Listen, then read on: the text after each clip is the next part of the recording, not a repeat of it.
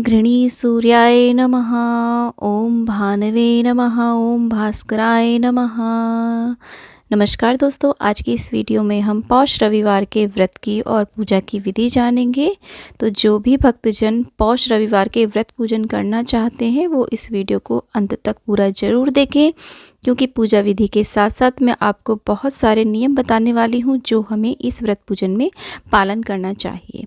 तो देखिए, पौष के महीने में पड़ने वाले रविवार को ये पूजन किया जाता है। पूजन हमें सूर्य की रोशनी में करना चाहिए। देखिए, सूर्य दिखाई दे रहे हो या ना दिखाई दे रहे हो, फॉग के कारण हमें सूर्य की रोशनी में ही इस पूजन को करना चाहिए।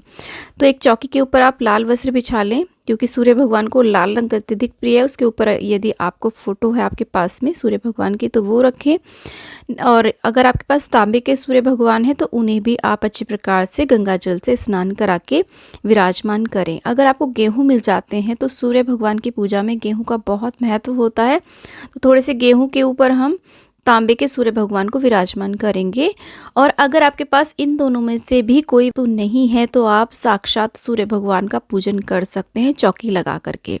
अगर आपके पास फोटो नहीं है, प्रतिमा नहीं है सूर्य भगवान की, तांबे के सूर्य भगवान नहीं है, तो आप ऐसे ही पूजन कर सकते हैं। तो उसके बाद में देखिए, हमने एक पान का पत्ता रखा है। पान नहीं मिलता है तो गेहूं के ऊपर ही आप गणेश भगवान को विराजमान कर सकते हैं।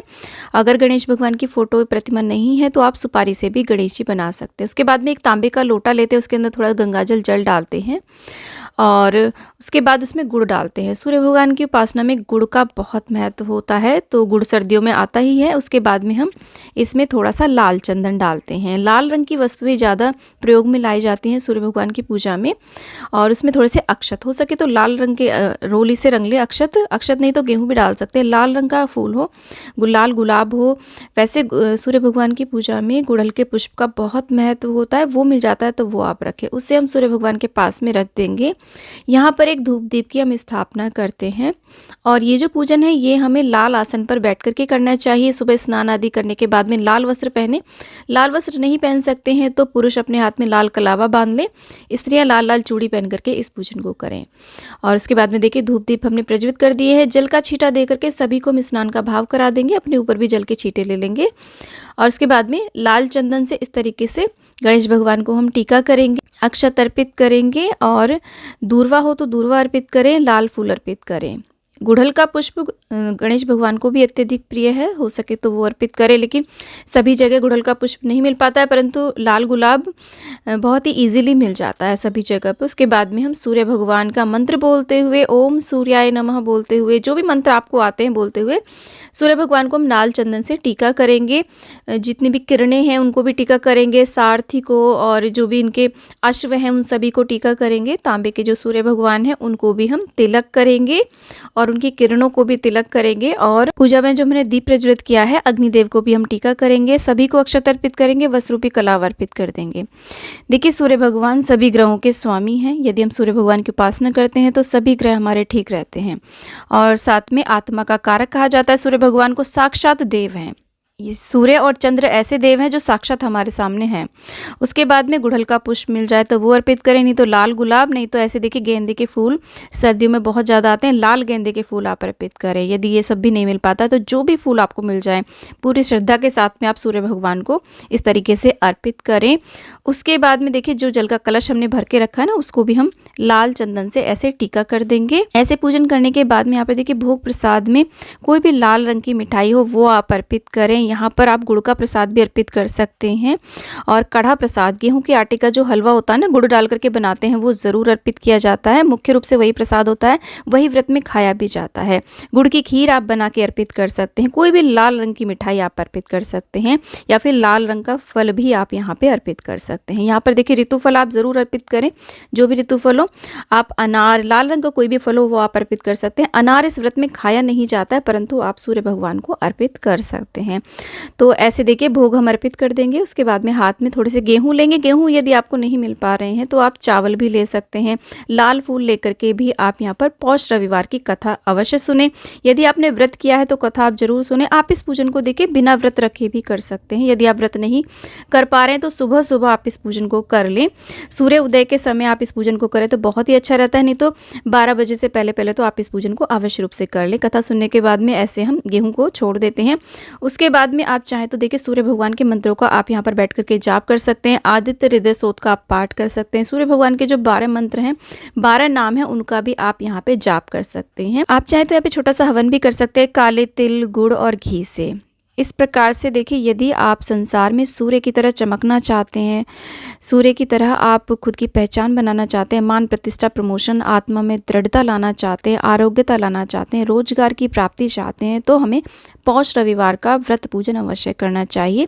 इसके बाद में हम आरती करेंगे, प्रार्थना करेंगे और उसके बाद में 10-20 रुपये जो भी आपकी सामर्थ्य हो वो दक्षिणा यहाँ पर जरूर अर्पित करें। इससे हमारी पूजा में जो भी कमी रह जाती है वो संपूर्ण हो जाती है। अंत में क्षमा याचना अवश्य रूप से कर लें। तो ऐसे हमारा पूजन संपूर्ण हो जाता है। उसके बाद में जो हमने यहाँ पे जल का कलश भर के रखा है उससे हम अर्घ्य दे देते हैं। भोग प्रसाद को हम परिवारजनों में वितरित कर देते हैं और इस चौकी को आप पूजा के थोड़ी देर बाद हटा सकते हैं। सूर्य भगवान की उपासना में सूर्य को अर्घ्य देना सबसे बड़ी पूजा मानी जाती है। तो आप तीनों समय अर्घ्य दे सकते हैं। इसी प्रकार से आप अर्घ्य दे सकते हैं जल का लोटा ऐसे तैयार करके, और सुबह, दोपहर, शाम तीनों समय आप अर्घ्य को दे सकते हैं, या फिर एक समय तो हमें अर्घ्य अवश्य देना चाहिए। जो दक्षिणा है आप किसी कन्या को या किसी जरूरतमंद को दान दे सकते हैं। अनाज को आप पशु पक्षियों को खिला सकते हैं और जो भी भोग नैवेद्य है उसे आप वितरित कर सकते हैं। इसके बाद में देखिए पूजा की थोड़ी देर बाद में आप इस चौकी को हटा सकते हैं, क्योंकि हमने ओपनली ये चौकी लगाई है। उसके बाद में देखिए अर्घ्य कैसे देना है। तो अर्घ्य देते समय ऐसे अंगूठे के हमें लोटे से नहीं लगाना है, सूर्य की ओर मुख करके आप ऐसे अर्घ्य दें। आप रुक रुक करके 3 बारी भी अर्घ्य दे सकते हैं। तो सूर्य के मंत्रों का जाप करते हुए सूर्य भगवान को नमस्कार करते हुए सिर से ऊंचा हमें हाथों को उठाना होता है और सूर्य की किरणों को इस जल की धार में से हमें देखना होता है। नंगे पैर खड़े होकर के अर्घ्य ना दें। आप पैरों के नीचे कोई आसन अवश्य लगा लें। आप किसी गमले में या फिर किसी बाल्टी में अर्घ्य को दें ताकि जल के छींटे आपके पैरों पे ना पड़े। तो ऐसे हमें सूर्य को अर्घ्य देना है। उसके बाद में आप इस चौकी को हटा सकते हैं। फ्रेंड्स, इस प्रकार से हमें पूजन करना है। आप चाहे तो तीनों समय अर्घ्य दें या फिर एक समय में भी आप अर्घ्य दे सकते हैं। देखिए सूर्य भगवान जो है सभी ग्रहों के स्वामी कहे गए हैं। सूर्य भगवान की यदि हम उपासना करते हैं तो हमें अन्य ग्रहों की भी कृपा प्राप्त होती है। अन्य ग्रह भी हमारे सभी ठीक रहते हैं। तो सूर्य भगवान जो है वो हमारी आत्मा के कारक कहे जाते हैं और हमारी आत्मा में आत्मविश्वास लाने के लिए हमें सूर्य भगवान की उपासना करनी चाहिए। आप चाहे तो इसी प्रकार से प्रत्येक रविवार को भी पूजन कर सकते हैं या फिर पौष रविवार विशेष माने जाते हैं। पौष रविवार में तो हमें ऐसा पूजन करना ही करना चाहिए।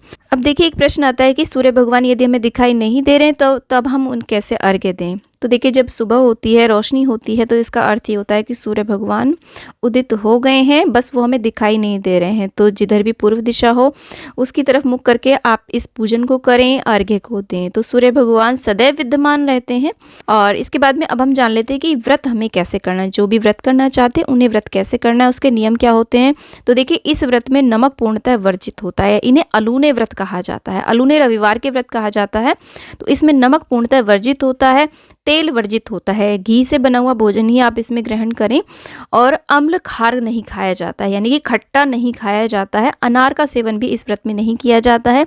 कहीं कहीं पर तो अदरक भी इस व्रत में नहीं खाया जाता है। तो आप गेहूं का दलिया, गुड़ का पराठा खा सकते हैं, गुड़ की खीर खा सकते हैं और कढ़ा प्रसाद गेहूं के आटे का और गुड़ का हलवा बना करके आप खा सकते हैं। लाल रंग के भोग प्रसाद को आप ग्रहण करें। गेहूं और गुड़ से बने हुए भोग प्रसाद को इस व्रत में खाया जाता है। सूर्यास्त होने से पहले पहले ये मीठे अन्न का भोजन खा लिया जाता है। सूर्यास्त होने के बाद में इस व्रत में कुछ भी नहीं खाया जाता। दिन में आप दूध, चाय, फल, जूस आदि ले सकते हैं। तो फ्रेंड्स उम्मीद करती हूँ कि ये वीडियो आपके लिए बहुत ही यूजफुल रहा होगा। वीडियो थोड़ा भी यूजफुल लगा तो प्लीज़ वीडियो को लाइक, शेयर, चैनल को जरूर सब्सक्राइब कर लें और कॉमेंट बॉक्स में सूर्य भगवान की जय आप अवश्य लिखें। फ्रेंड्स मिलते हैं एक और वीडियो के साथ, तब तक के लिए हरे कृष्णा, राधे राधे, जय हो सूर्य भगवान की। ओम सूर्याय नमः।